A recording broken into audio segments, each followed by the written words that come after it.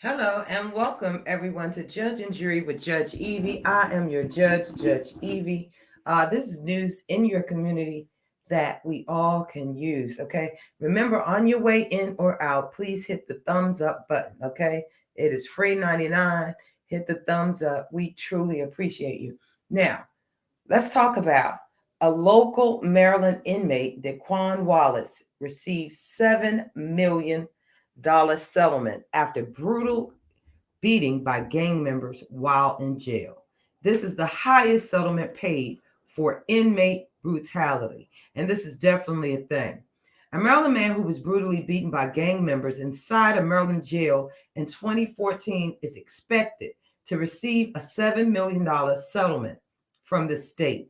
Daquan Wallace, now 28, is paralyzed and cannot walk or talk as a result of the injuries he sustained during the beating. His lawsuit blames the state for what happened to him.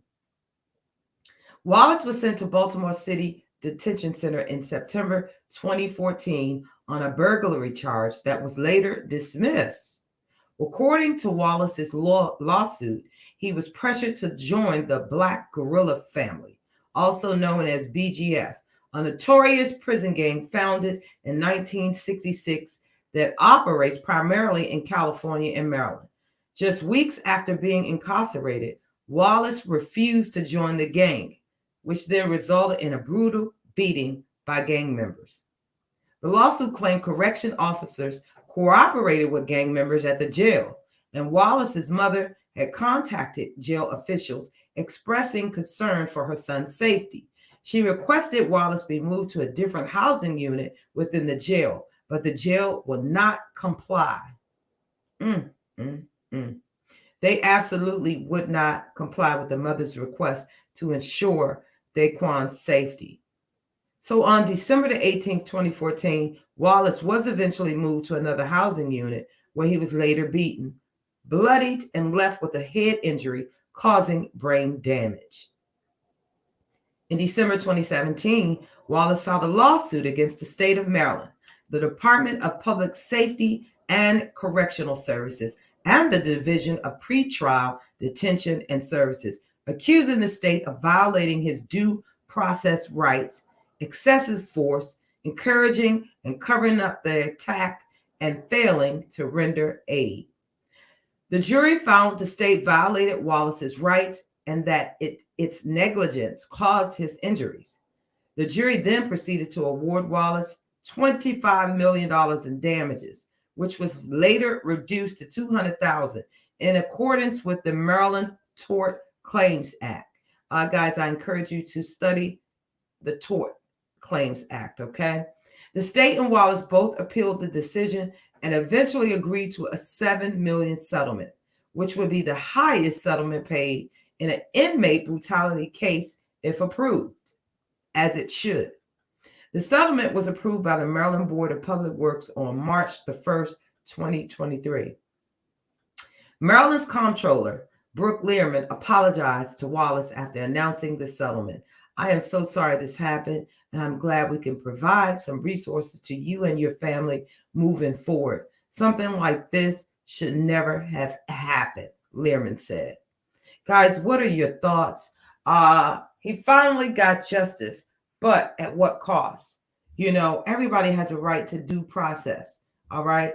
And unfortunately, his safety was at stake the minute he decided not to join the gang. And it is also that Department of Corrections, okay, fault for failing to render aid and to maintain his safety, okay?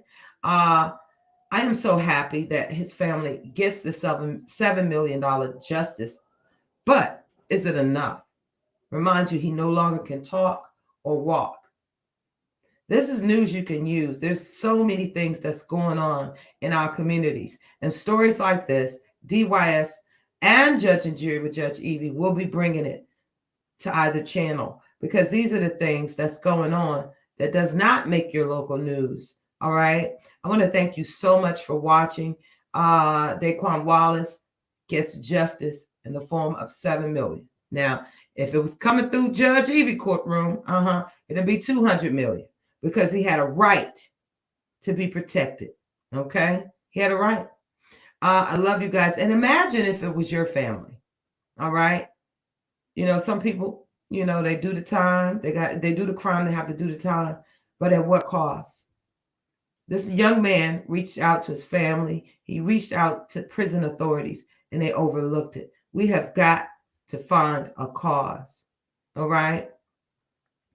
We wish him and his family blessings, speedy recovery. Some things can't be unchanged, but you never know.